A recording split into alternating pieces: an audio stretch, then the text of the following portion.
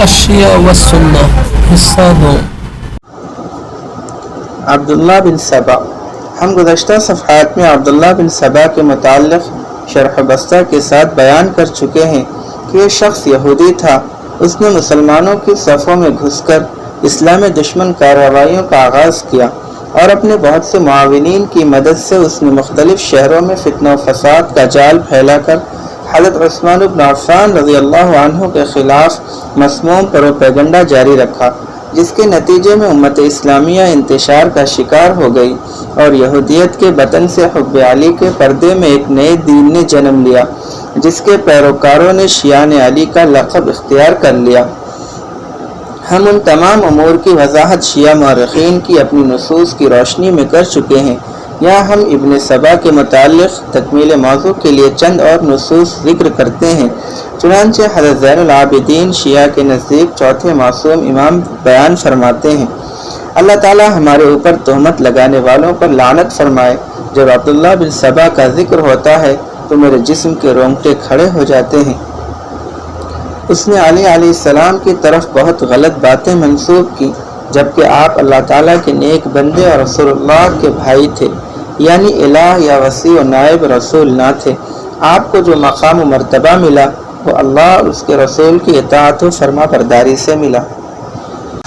اسی طرح حضرت جعفر صادق سے روایت ہے، ہمارے خاندان کی طرف بہت سے غلط عقائد منسوب کیے گئے ہیں۔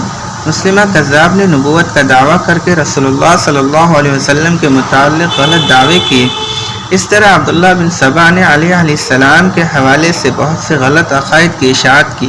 عبداللہ بن سبا جب شام میں وارد ہوا تو اس نے حضرت ابوذر رضی اللہ عنہ کے پاس جا کر انہیں امیر معاویہ رضی اللہ عنہ کے خلاف اکسانے کی کوشش کی۔ پھر وہ حضرت ابوالدرداء رضی اللہ تعالی عنہ کے پاس آیا تو انہوں نے اس کی باتیں سن کر فرمایا، تم کون ہو؟ اظنک واللہ یہودیا، یعنی مجھے تو تم یہودی معلوم ہوتے ہو۔ فتنہ و فساد۔ تمام مورخین خواہ ان کا تعلق شیعہ سے ہو یا اہل سنت سے، ان کا اتفاق ہے کہ ابن سبا نے مسلمانوں میں فتنہ و فساد کی آگ بھڑکائی۔ اپنی اشتعال انگیز کارروائیوں سے مسلمانوں کو ایک دوسرے کے خلاف صف آرا کیا۔ ابن سبا نے ہی امیر المؤمنین حضرت عثمان غنی رضی اللہ عنہ کے خلاف اپنے ساتھیوں کو اکسا کر انہیں شہید کیا، اور جنگ جمل سے قبل جبکہ حضرت علی اور حضرت عائشہ رضی اللہ عنہما کی تمام غلط فہمیاں دور ہو چکی تھیں اور معاہدے پر عمل درآمد شروع ہو چکا تھا، ابن سبا نے دونوں لشکروں میں اپنے آدمی داخل کر کے رات کی تاریکی سے فائدہ اٹھاتے ہوئے تیر اندازی کر کے جنگ کا آغاز کر دیا تھا، اور صورتحال کا علم نہ ہونے کے باعث دونوں لشکر غلط فہمی کا شکار ہو کر ایک دوسرے کے خلاف محاذ آرا ہو گئے تھے۔ اور پھر یہی ابن سبا شہر شہر اور بستی بستی جا کر اپنے عقائد کا پرچار کرتا رہا۔ مدینہ منورہ سے مصر گیا، مصر سے بصرہ اور بصرہ سے کوفہ، اور پھر کوفہ کو اس نے اپنی سرگرمیوں کا مرکز بنا لیا اور اہل بیت سے محبت کی اونٹ میں وساعت و ولاد، علی، تبرہ بازی، رجعت اور دیگر عقائد کی ترویج جاری رکھی۔ یہود و مجوسوں میں سے اس کے بہت سے معاونین بھی تھے، لعنت اللہ علیہ۔ صحابہ کرام رضی اللہ تعالی عنہم اجمعین کے خلاف طعن و تشنیع۔ شیعہ مورخ نوبختی کی وہ نص پیچھے گزر چکی ہے جس میں اس نے کہا ہے کہ ابن سبا نے سب سے پہلے خلفائے راشدین اور دیگر صحابہ کرام کے خلاف طعن و تشنیع کا آغاز کیا، اور پھر اس کے بعد اس کے پیروکاروں نے اسے اپنے عقائد میں شامل کر کے مستقل طور پر تبرہ بازی شروع کر دی، اور یہ عقیدہ شیعہ قوم کی پہچان بن گیا۔ چنانچہ کوئی شیعہ ایسا نہیں جو خلفائے راشدین اور دیگر صحابہ کرام کے خلاف اپنے سینے میں بغض و عداوت نہ رکھتا اور انہیں برا بھلا نہ کہتا ہو۔ شیعہ مورخ اور جرح و تعدیل میں شیعہ کا امام الکشی حضرت ابو بکر صدیق کے بارے میں شیعہ قوم کا عقیدہ بیان کرتے ہوئے حمزہ طیار سے روایت کرتا ہے کہ اس نے کہا، ایک دن ہم نے امام جعفر صادق کے پاس محمد بن ابی بکر کا ذکر کیا تو وہ فرمانے لگے، اللہ کی رحمتیں نازل ہوں محمد بن ابی بکر پر۔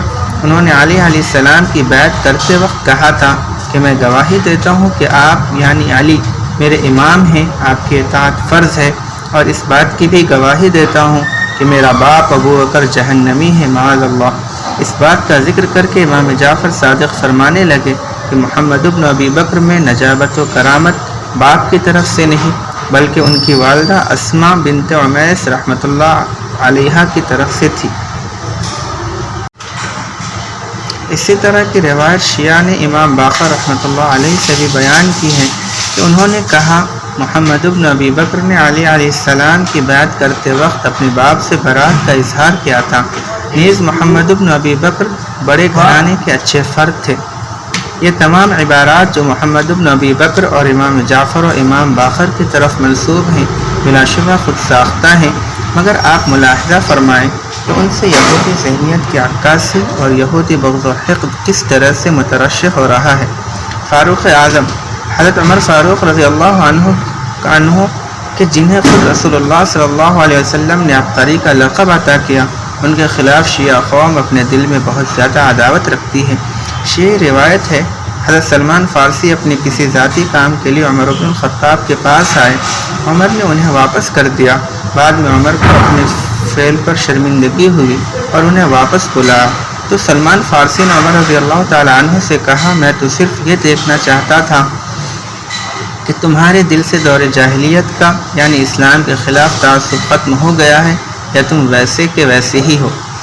اس روایت سے شیعہ قوم تأثر یہ دینا چاہتی ہے کہ معاذ اللہ امیر المؤمنین حضرت عمر فاروق رضی اللہ تعالی عنہ بظاہر اسلام قبول کرنے کے باوجود بھی اسلام اور مسلمانوں کے خلاف دور جاہلیت کا سا تعصب رکھتے تھے۔ حضرت جعفر صادق سے روایت کرتے ہیں کہ انہوں نے کہا، صہیب رضی اللہ تعالی عنہ برا آدمی تھا کیونکہ وہ عمر کو یاد کر کے رویا کرتا تھا۔ حضرت باقر کی طرف منسوب کرتے ہوئے لکھتے ہیں کہ انہوں نے کہا، محمد بن ابی بکر نے اپنے والد یعنی ابو بکر صدیق رضی اللہ تعالی عنہ سے برات کے علاوہ علی کی بیعت کرتے وقت عمر سے بھی برات کا اظہار کیا تھا۔ شیعہ محدث ابن باغیہ قمی حضرت فاروق اعظم رضی اللہ تعالی عنہ کی طرف جھوٹ منسوب کرتے ہوئے کہتا ہے، عمر نے اپنی وفات کے وقت اظہار ندامت کرتے ہوئے کہا تھا، میں نے اور ابو بکر نے یعنی اہل بیت سے خلافت و امارت کا حق غصب کر کے بہت بڑی غلطی کا ارتکاب کیا تھا۔ ابو بکر کو خلافت غصب کرنے پر آمادہ کرنا اور بعض کو بعض پر فوقیت دینا میرا بہت بڑا جرم تھا، میں اللہ تعالیٰ سے اس جرم کی معافی مانگتا ہوں۔ شیعہ مفسر علی ابن ابراہیم القمی اپنی تفسیر میں صدیق و فاروق رضی اللہ عنہما کے خلاف اپنے خبث باطن کا اظہار ان الفاظ میں کرتا ہے۔ قرآن مجید کی آیت یوم یعض الظالم یعنی قیامت کے روز ندامت و تأسف کی وجہ سے ظالم اپنی انگلیوں کو کاٹے گا، اس آیت میں ظالم سے مراد ابو بکر ہے۔ وہ کہے گا، یا لیتنی لم اتخذ فلانا خلیلا، اے کاش میں فلاں یعنی عمر کو اپنا دوست نہ بناتا۔ یہ لوگ سب کچھ جاننے کے باوجود حرام کا ارتکاب اور امیر المؤمنین علی علیہ السلام کی فضیلت کا انکار کرتے ہیں۔ ایک دوسری جگہ حلزہ سرا ہے، امام جعفر صادق نے قرآن کریم کی آیت وَكَذَلِكَ جَعَلْنَا لِكُلِّ نَبِيٍّ عَدُوًّا شَيَاطِينَ الْإِنسِ وَالْجِنَّ يُوحِي بَعْضُهُمْ إِلَى بَعْضٍ زُخْرُفَ الْقَوْلِ غُرُورًا کے متعلق فرمایا، اللہ تعالیٰ نے جتنے انبیاء کرام مبعوث فرمائے ان میں سے ہر نبی کی امت میں دو شیطان ایسے گزرے ہیں جو اللہ کے اس نبی کو تکلیف پہنچاتے اور اس نبی کے انتقال کے بعد لوگوں کو گمراہ کرتے تھے۔ حضرت محمد صلی اللہ علیہ وسلم کی امت کے دو شیطان جبتر یعنی ابو بکر اور زریق یعنی عمر ہیں، جو آپ کو آپ کی زندگی میں دکھ دیتے رہے اور آپ کے انتقال کے بعد مسلمانوں کی گمراہی کا سبب بنے۔ شیعہ ملعون ملا مقبول جبتر اور زریق کی تشریح کرتے ہوئے لکھتا ہے، زریق کا معنی ہے نیلی آنکھوں والا، اس سے مراد ابو بکر ہے کیونکہ اس کی آنکھیں نیلی تھیں، اور جبتر لومڑی کو کہتے ہیں۔ عمر کو جبتر اس لیے کہا گیا کہ وہ معاذ اللہ بڑا مکار و عیار تھا۔ قمی امام جعفر سے ذکر کرتا ہے، ایک مرتبہ رسول اللہ صلی اللہ علیہ وسلم کسی انصاری کے پاس تشریف لائے، اس نے آپ کی خدمت میں گوشت بھون کر پیش کیا۔ رسول اللہ کے دل میں خواہش پیدا ہوئی کہ علی اس موقع پر آ جائیں، مگر علی کی بجائے دو منافق یعنی ابو بکر و عمر آ گئے۔ پھر علی علیہ السلام بھی تشریف لے آئے تو اللہ نے آیت نازل فرما دی، وَمَا أَرْسَلْنَا مِن قَبْلِكَ مِن رَّسُولٍ وَلَا نَبِيٍّ وَلَا محدث کا لفظ ملعون قوم کا اپنا اضافہ ہے، قرآن مجید میں یہ لفظ موجود نہیں۔ إلا إذا تمنى ألقى الشيطان في أمنيته فينسخ الله ما يلقي الشيطان، یعنی ہم نے آپ سے قبل جتنے بھی انبیاء اور رسول اور محدثین مبعوث کیے ان میں شیطان نے جب بھی اپنی خواہش کے القاء کی کوشش، اللہ تعالیٰ نے اس شیطانی خواہش کو منسوخ کر دیا۔ یہی کمی ارشاد باری تعالیٰ فَبِمَا نَقْضِهِمْ مِيثَاقَهُمْ لَعَنَّاهُمْ وَجَعَلْنَا قُلُوبَهُمْ قَاسِيَةً کی تفسیر کرتے ہوئے اپنے یہودی بغض کا اظہار یوں کرتا ہے، ارشاد الہی ہے علی کی خلافت و امارت میں عہد شکنی کی وجہ سے ہم نے ان صدیق و فاروق اور دیگر صحابہ کرام پر لعنت کی اور ان کے دل پتھر کر دیے، انہوں نے علی کی امامت کو غصب کر لیا اور خود مسلمانوں کے حکمران بن کر بیٹھ گئے۔ ارشاد باری تعالی لِيَحْمِلُوا أَوْزَارَهُمْ كَامِلَةً يَوْمَ الْقِيَامَةِ وَمِنْ أَوْزَارِ الَّذِينَ يُضِلُّونَهُمْ بِغَيْرِ عِلْمٍ کی تفسیر کرتے ہوئے یہی قمی لکھتا ہے جن لوگوں نے امیر المؤمنین کی خلافت چھینی، ان کا حق سلب کیا، وہ روز قیامت اپنے گناہوں کا بوجھ بھی اٹھائیں گے اور اپنے پیروکاروں کا بھی جنہیں انہوں نے گمراہی کے راستے پہ ڈالا۔ امام جعفر فرماتے ہیں قیامت تک قتل، دنگا، فساد، زنا، عرضے کے جتنے بھی جرائم سرزد ہوں گے ان کا گناہ ابو بکر و عمر کی گردن پہ ہوگا۔ ابو بکر کہ جس نے ارتکاب حرام یعنی غصب خلافت کا آغاز کیا اور اپنے بعد آنے والوں کے لیے اس حرام کے ارتکاب کی راہ ہموار کی، بنو امیہ اور بنو عباس سمیت قیامت تک آنے والے تمام بادشاہوں اور ارباب اقتدار کا گناہ اسے ملے گا۔ شیعہ مورخ کشی شیعہ راوی ورد بن زید سے بیان کرتا ہے، اس نے کہا میں امام باقر علیہ السلام کے پاس بیٹھا ہوا تھا کہ کمیت یعنی شیعہ قوم کا سردار نے اندر آنے کی اجازت طلب کی۔ امام باقر علیہ السلام نے اسے اجازت دے دی، چنانچہ کمیت نے امام باقر کی خدمت میں حاضر ہو کر ابو بکر عمر کے متعلق دریافت کیا تو آپ نے فرمایا آج تک جس قدر بھی اللہ، اس کے رسول اور حضرت علی کے حکم کی مخالفت کی گئی ہے اس کا گناہ ان دونوں کی گردن پر ہے۔ تو کمیت نے کہا اللہ اکبر، اتنا ہی کافی ہے۔ ایک اور روایت میں ہے امام باقر علیہ السلام نے کمیت سے کہا آج تک جس قدر بھی ناحق خون بہایا گیا ہے، چوری، ڈاکے اور زنا کا ارتکاب کیا گیا ہے، اس کی سزا ان کا ارتکاب کرنے والوں کے علاوہ ابو بکر کو بھی ملے گی، اور ہم اپنے تمام بڑوں اور چھوٹوں کو ان کے خلاف لعن طعن کرنے اور تبرہ بازی کا حکم دیتے ہیں۔ عثمان بن عفان رضی اللہ تعالی عنہ، شیعہ قوم حضرت عثمان بن عفان رضی اللہ عنہ کے خلاف بھی بے انتہا بغض رکھتی ہے، کیونکہ آپ نے مالی طور پر اسلام کو تقویت پہنچائی۔ مسلمان جب اقتصادی ضبو حالی کا شکار تھے اس وقت آپ نے اپنی ساری دولت مسلمانوں کے لیے وقف کر دی تھی۔ شیعہ قوم نے حضرت عثمان غنی رضی اللہ عنہ کے اسی جذبہ اثار اور آپ کی سنہری خدمات پر غضب و غضب اور بغض عداوت کے اظہار کے لیے یہودیت سے اخذ کردہ عقائد کے مطابق اپنی کتب میں بہت سی روایات ذکر کی ہیں۔ چنانچہ شیعہ مورخ کشی اپنی کتاب میں خود ساختہ حکایت بیان کرتے ہوئے لکھتا ہے رسول اللہ صلی اللہ علیہ وسلم، حضرت علی اور حضرت عمار مسجد نبوی کی تعمیر میں مصروف تھے کہ عثمان اترا کر چلتا ہوا ان کے قریب سے گزرا۔ امیر المؤمنین حضرت علی رضی اللہ تعالیٰ عنہ نے حضرت عمار کو اشارہ کیا تو انہوں نے عثمان کو متوجہ کرتے ہوئے کہا لا يستوي من يعمر المساجد يظل فيها راكعا وساجدا ومن تراه عاندا معاندا عن الغبار لا يزال حائدا، وہ شخص جو رکوع سجود سے مسجد کو آباد کرنے والا ہو اور وہ جو اپنے آپ کو گرد و غبار سے بچا کر غرور و نخوت سے چلنے والا ہو، برابر نہیں ہو سکتے۔ عثمان فوراً شکایت کی غرض سے رسول اللہ صلی اللہ علیہ وآلہ وسلم کے پاس گیا اور کہا ہم نے اس لیے اسلام قبول نہیں کیا کہ ہم پر آوازیں کی جائیں اور ہماری توہین کی جائے۔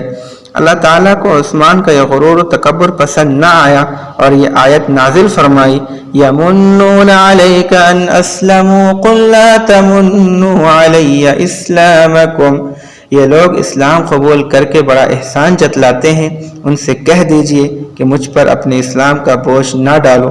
یہی کشی شیعہ راوی صالح الحضا سے یہ روایت یوں بیان کرتا ہے، علی علیہ السلام اور حضرت عمار مسجد نبوی کی تعمیر میں مصروف تھے کہ ادھر سے عثمان کا گزر ہوا تو کچھ گرد و غبار اس کے کپڑوں پر جا گرا، جس پر عثمان نے اپنے چہرے کو کپڑے سے ڈھانپ کر متکبرانہ انداز سے منہ دوسری طرف پھیر لیا۔ تو علی علیہ السلام نے حضرت عمار سے کہا کہ جو میں کہوں تم اسے دہراتے جانا۔ تو علی علیہ السلام نے وہی شعر پڑھے، لا یستوی من یعمر المساجد۔ حضرت عمار بھی ساتھ ساتھ دہراتے چلے گئے۔ اس پر عثمان آگ بگولا ہو گیا اور حضرت علی کو تو کچھ نہ کہہ سکا مگر عمار کو کہا، او کمینے غلام۔ تو علی علیہ السلام نے حضرت عمار سے کہا، جاؤ نبی صلی اللہ علیہ وآلہ وسلم سے شکایت کر کے آؤ کہ عثمان نے مجھے کمینہ غلام کہا ہے۔ چنانچہ حضرت عمار نبی صلی اللہ علیہ وآلہ وسلم کی خدمت میں حاضر ہوئے اور شکایت کی تو آپ نے فرمایا کہ تمہارے علاوہ کسی اور نے بھی عثمان کو یہ کہتے سنا ہے؟ عمار نے علی علیہ السلام کا نام لیا۔ علی علیہ السلام نے بھی تصدیق کی تو آپ نے حضرت علی سے فرمایا، جاؤ تم بھی عثمان کو یہی الفاظ کہہ کر آؤ۔ چنانچہ علی علیہ السلام گئے اور عثمان کو مخاطب کر کے کہا، تم ہوگے غلام، تم ہوگے کمینے۔ شیعہ مفسر قمی اپنی تفسیر میں نبی کائنات صلی اللہ علیہ وسلم پر بہتان باندھتے ہوئے لکھتا ہے، رسول اللہ صلی اللہ علیہ وآلہ وسلم نے فرمایا، قیامت کے روز 5 گروہ 5 جھنڈے لے کر میرے پاس سے گزریں گے۔ پہلے گروہ کی قیادت ایسی امت کا بنی اسرائیلی بچڑا یعنی حضرت ابو بکر صدیق معاذ اللہ کر رہا ہوگا۔ میں اس گروہ سے پوچھوں گا، تم نے میرے بعد ثقلین یعنی قرآن مجید اور اہل بیت سے کیا سلوک کیا؟ تو جواب ملے گا، قرآن مجید کو ہم نے تبدیل کر دیا اور اہل بیت پر ہم نے ظلم کیا۔ تو میں کہوں گا، تمہارے چہرے سیاہ ہوں، جہنم تمہارا ٹھکانہ ہو، تم جہنم کی آگ میں بھوکے پیاسے جلتے رہو۔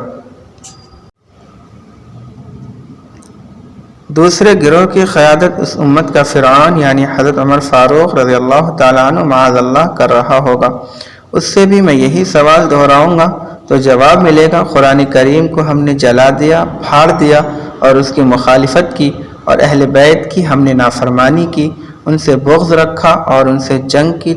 تو میں کہوں گا، جاؤ جہنم کی آگ میں جلتے رہو۔ تیسرے گروہ کی قیادت اس امت کا سامری یعنی حضرت عثمان معاذ اللہ کر رہا ہوگا۔ اس گروہ سے بھی یہی سوال و جواب ہوگا۔ چوتھے گروہ کی قیادت سب سے پہلا خارجی ذو السلمہ کر رہا ہوگا۔ اس گروہ سے بھی یہی سوال و جواب ہوگا۔ پانچویں گروہ کی قیادت امام المتقین وصی رسول رب العالمین یعنی حضرت علی رضی اللہ عنہ کر رہے ہوں گے۔ میں اس گروہ سے پوچھوں گا، تم نے میرے بعد ثقلین سے کیا سلوک کیا؟ تو جواب ملے گا، ثقل اکبر یعنی قرآن کریم پر ہم نے عمل کیا اور ثقل اصغر یعنی اہل بیت کی ہم نے مدد کی۔ تو میں ان سے کہوں گا، تمہارے چہرے منور ہوں اور تم جنت میں پرسکون زندگی بسر کرو۔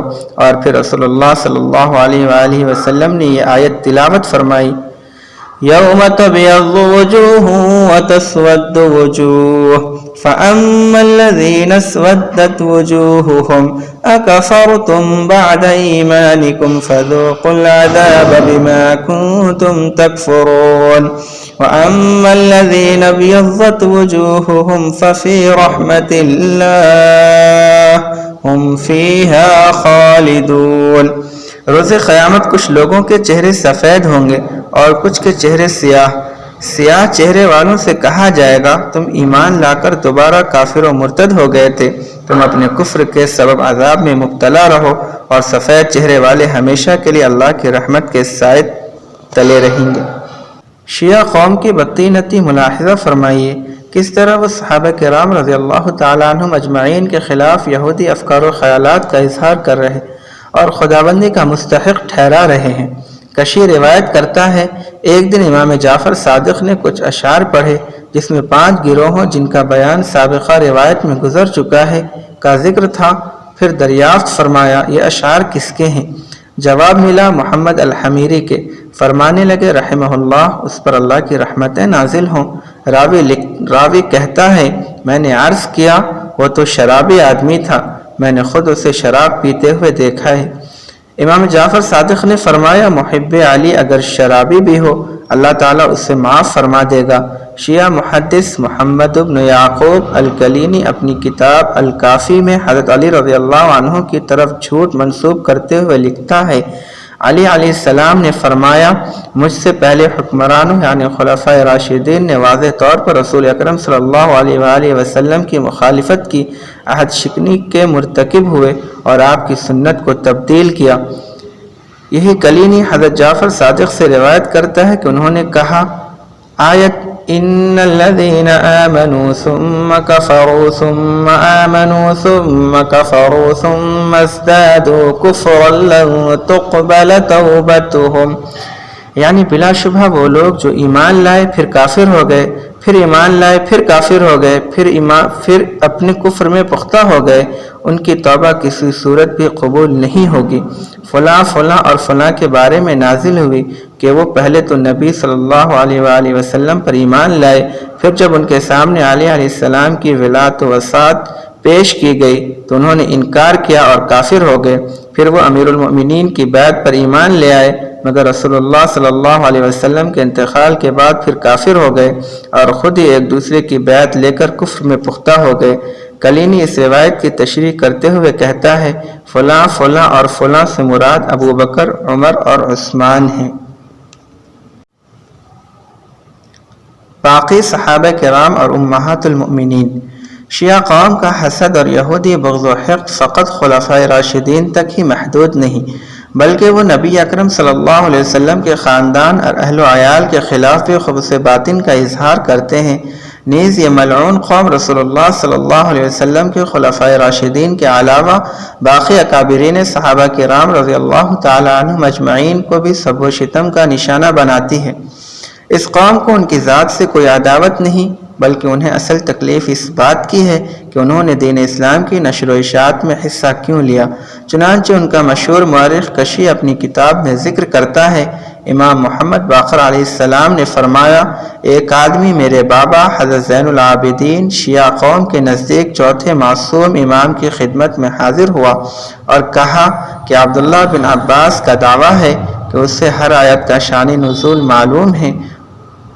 تو میرے بابا زین العابدین رحمہ اللہ نے فرمایا کہ اس سے جا کر پوچھو کہ آیت وَمَنْ كَانَ فِي هَذِهِ أَعْمَى فَهُوَ فِي الْآخِرَةِ أَعْمَى، یعنی جو شخص دنیا میں بصیرت سے اندھا بن کے رہے گا وہ روز قیامت بصارت سے بھی اندھا اٹھایا جائے گا۔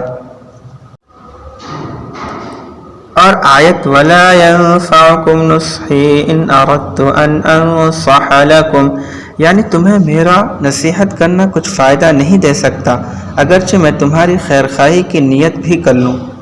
ابن عباس سے پوچھو کہ یہ دونوں آیات کس کے بارے میں نازل ہوئی ہیں۔ چنانچہ اس آدمی نے ایسا ہی کیا اور واپس میرے بابا زین العابدین رحمۃ اللہ علیہ کی خدمت میں حاضر ہوا تو آپ نے اس سے پوچھا کہ ابن عباس نے کیا جواب دیا ہے۔ اس نے عرض کیا اس کے پاس میرے سوالوں کا کوئی جواب نہ تھا تو آپ نے فرمایا یہ دونوں آیات اس کے باپ یعنی رسول اللہ صلی اللہ علیہ وسلم کے چچا حضرت عباس رضی اللہ عنہ کے بارے میں نازل ہوتی ہیں۔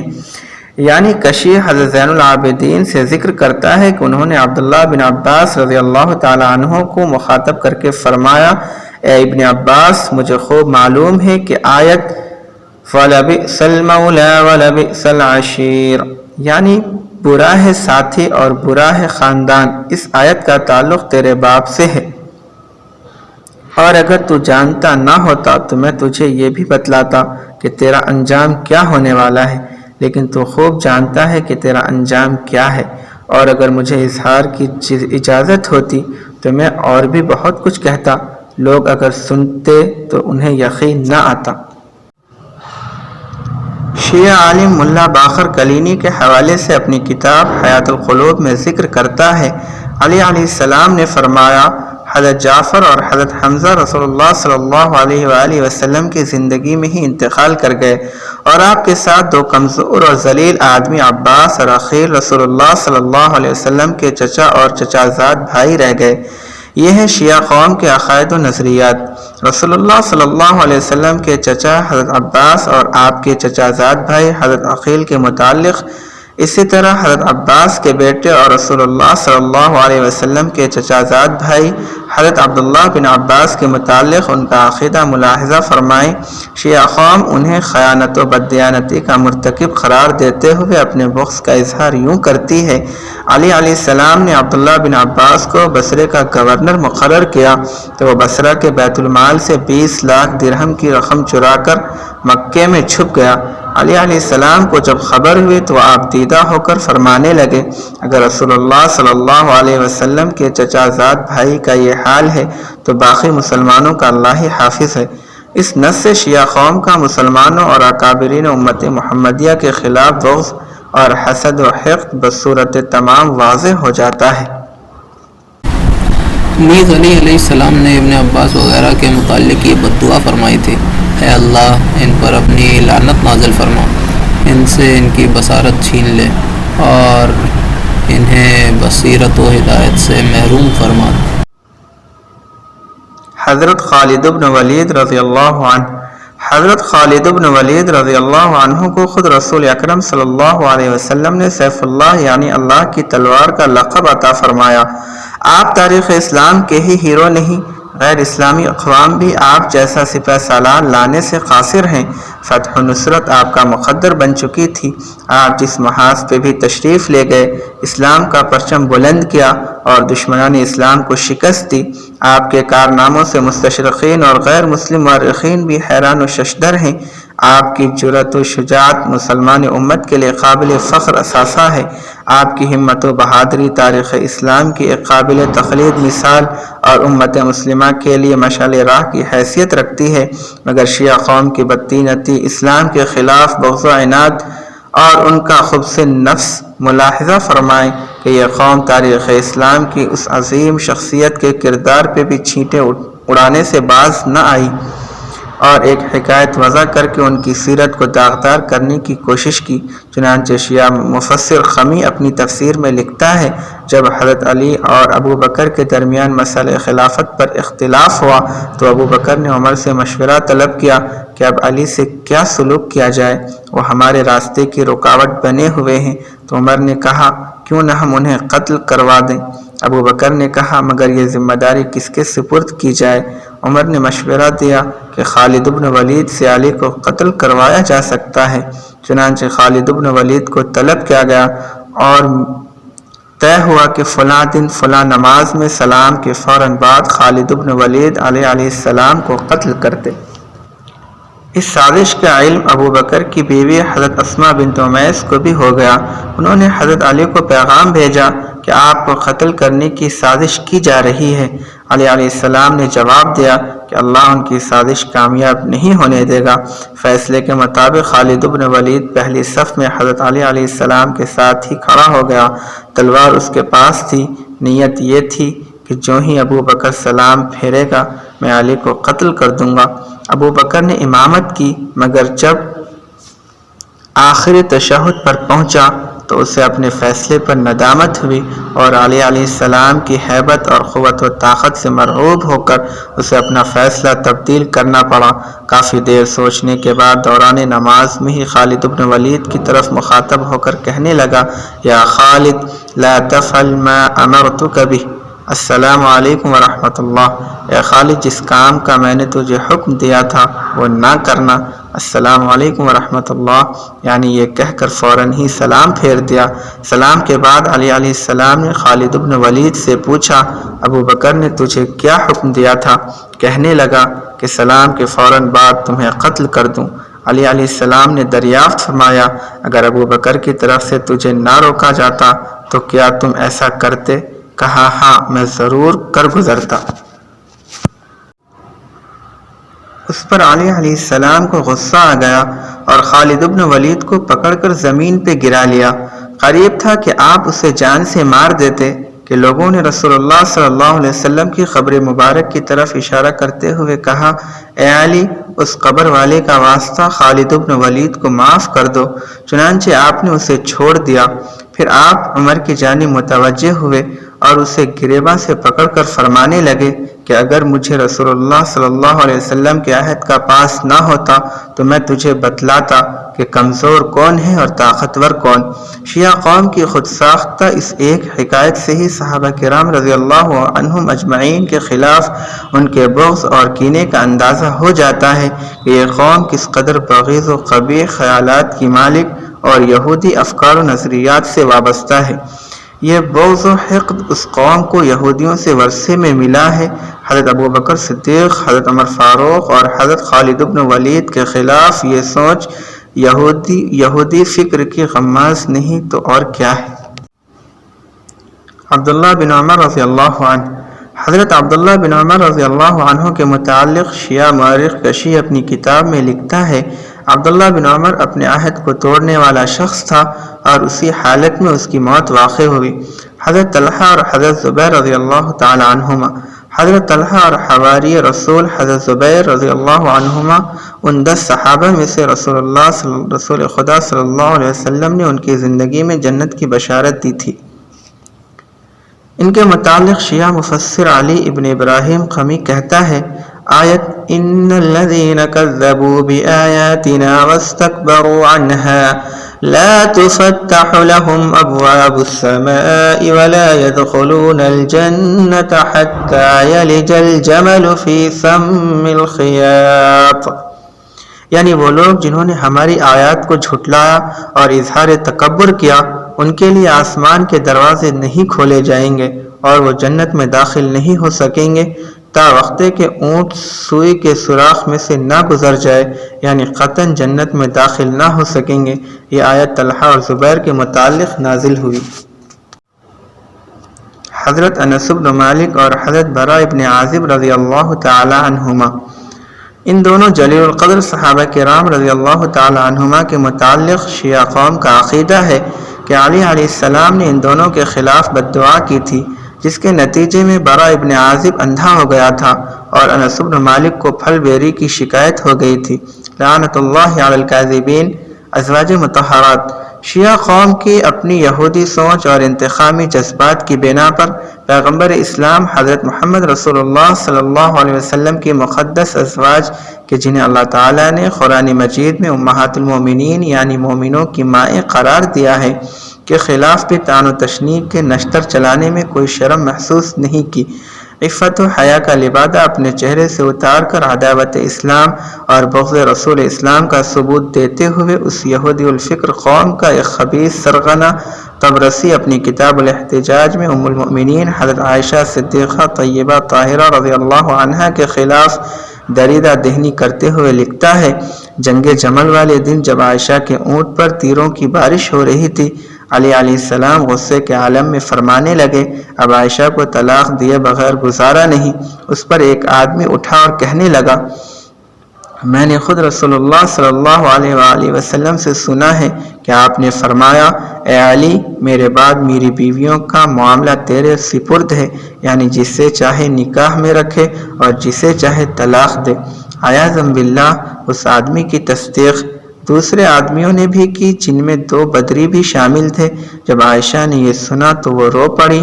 اللہ تعالیٰ کی ہزار لعنتیں ہوں ام المؤمنین حضرت عائشہ رضی اللہ عنہا کے خلاف اس دیوسیت کا مظاہرہ کرنے والوں اور حضرت علی رضی اللہ عنہ پر تہمت لگانے والی ابن سبا یہودی کی مانوی اولاد پر اس طرح کے ذلیل منافقانہ اور عداوت اسلام پہ مبنی عقائد رکھنے کے بعد بھی ان لوگوں کو اسلام کی طرف اپنی نسبت کرتے ہوئے حیا محسوس نہیں ہوتی۔ بے حیا باش واچا خواہ کن۔ مشہور شیعہ مورخ کشی روایت کرتا ہے، عائشہ کو شکست سے دوچار کرنے کے بعد حضرت علی علیہ السلام نے ابن عباس کو اس کی طرف بھیجا۔ ابن عباس جہاں عائشہ ٹھہری ہوئی تھی وہاں گئے اور اس سے اندر آنے کی اجازت طلب کی۔ عائشہ نے کوئی جواب نہ دیا۔ ابن عباس اجازت ملنے کا انتظار کیے بغیر ہی اندر داخل ہو گئے۔ ابن عباس کہتے ہیں، میرے بیٹھنے کے لیے کوئی جگہ نہ تھی، میں نے کچاوے کا کپڑا اٹھایا اور اس پر بیٹھ گیا تو عائشہ پردے کے پیچھے سے مجھے کہنے لگی، اے ابن عباس، ایک تو تم میرے گھر میں بغیر اجازت داخل ہو گئے اور پھر میری اجازت کے بغیر ہی میرے گھر کے سامان کو استعمال کیا، یہ دونوں کام خلاف سنت ہیں۔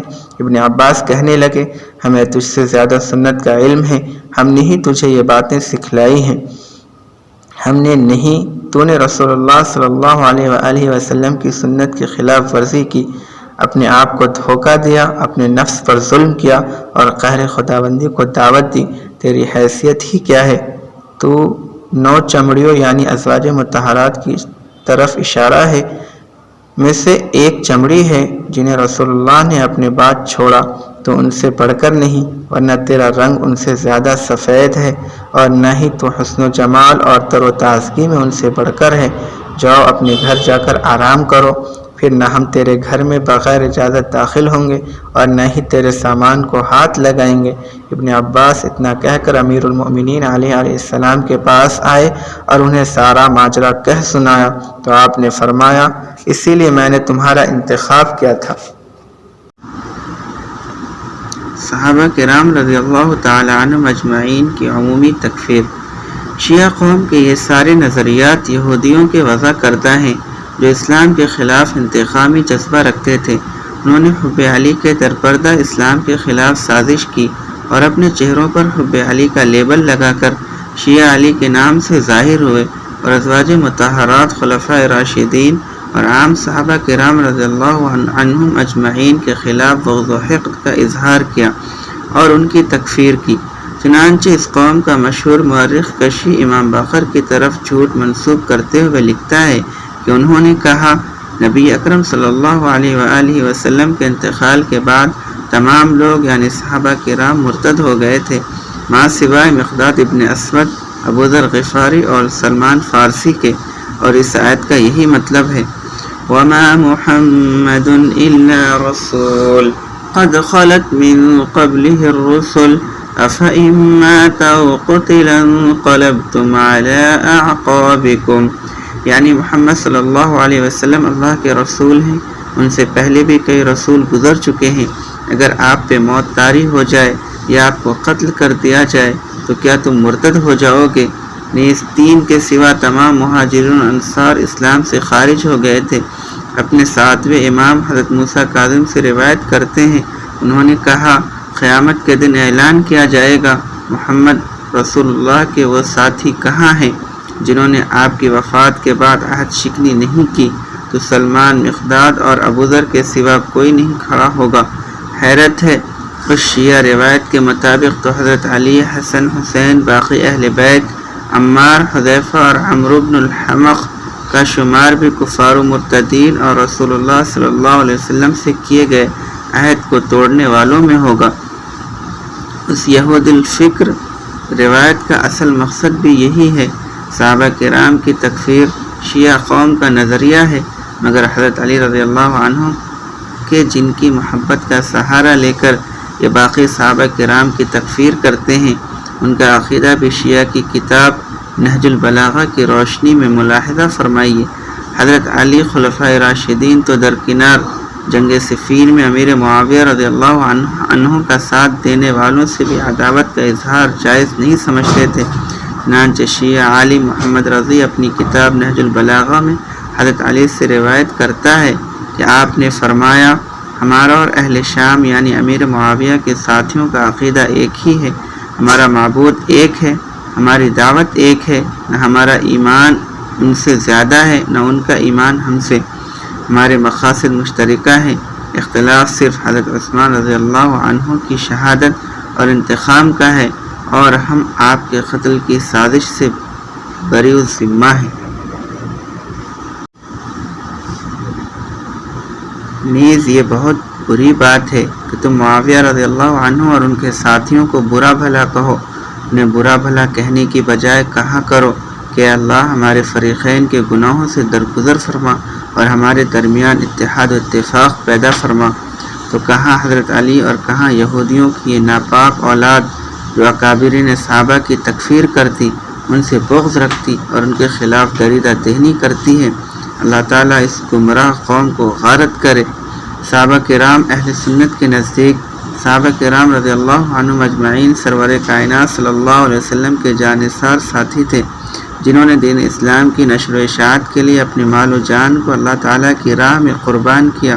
اسلامی تاریخ کی عظمت کا صحرا کائنات کی ان عظیم شخصیات کے سر پہ ہے جو اپنے گھر بار اور مال و متاع کو خیر بات کہہ کر اللہ کی راہ میں نکلے اور پیغمبر اسلام فخر کونین ہادی ثقلین حضرت محمد رسول اللہ صلی اللہ علیہ وسلم کے اشارے پر اپنی جانوں کو قربان کر دیا، جن کے دن اللہ اور اس کے رسول کے باغیوں سے جہاد و قتال اور راتیں اللہ کے حضور قیام اور رکوع و سجود میں گزرتی، جنہوں نے اس وقت اسلام کے لیے اپنے آپ کو وقف کیا جب کائنات کے لوگ آپ صلی اللہ علیہ وسلم کو اپنے دیار سے ہجرت پر مجبور کر رہے تھے اور آپ کے قتل کے منصوبے بنا رہے تھے، جنہوں نے اس وقت اپنا مال اللہ کی راہ میں صرف کیا جب کائنات کے باسی عیش و عشرت میں اپنی دولت لٹا رہے تھے، جنہوں نے اس وقت اللہ کی توحید کا نعرہ بلند کیا جب پوری دنیا غیر اللہ کے سامنے سجدہ ریز تھی، جنہوں نے اس وقت اسلام کا پرچم بلند کیا جب طاغوت کی طاقتیں اپنے عروج پہ تھیں،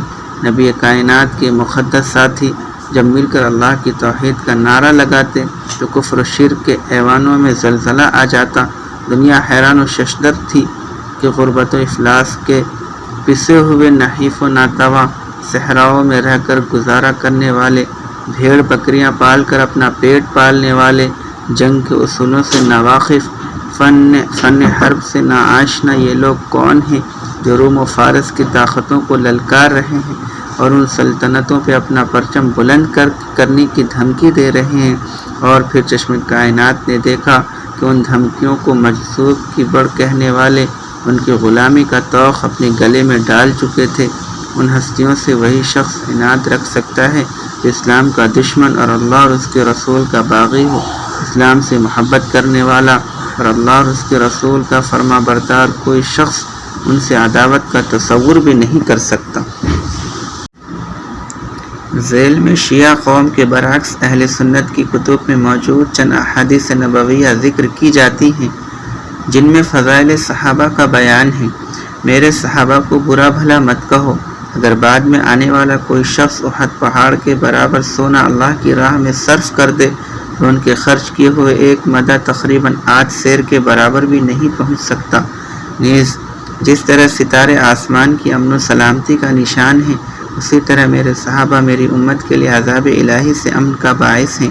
نیز میرا ہر صحابی قیامت کے روز ایک قائد و رہنما کی حیثیت سے اٹھایا جائے گا۔ جب تمہیں ایسے لوگ نظر آئیں جو میرے صحابہ کو برا بھلا کہتے ہوں تو تم کہو لعنت اللہ علی شرکم، اللہ کی لعنت ہو تمہاری اس بری حرکت پر۔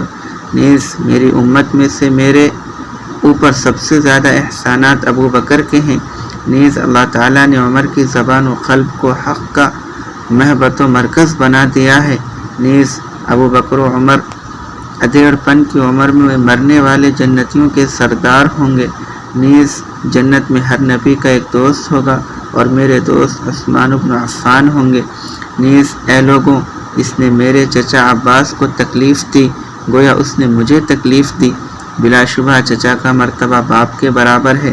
نیز اے اللہ عباس اور ان کے بیٹوں کے ظاہری و باطنی گناہ معاف فرما اور ان کی حفاظت فرما۔ نبی علیہ الصلوۃ والسلام سے دریافت کیا گیا آپ کو سب سے زیادہ عزیز کون ہے؟ فرمایا عائشہ۔ پوچھا گیا مردوں میں سے؟ فرمایا عائشہ کے باپ ابو بکر۔ نیز خالد بن ولید اللہ کی تلوار ہے۔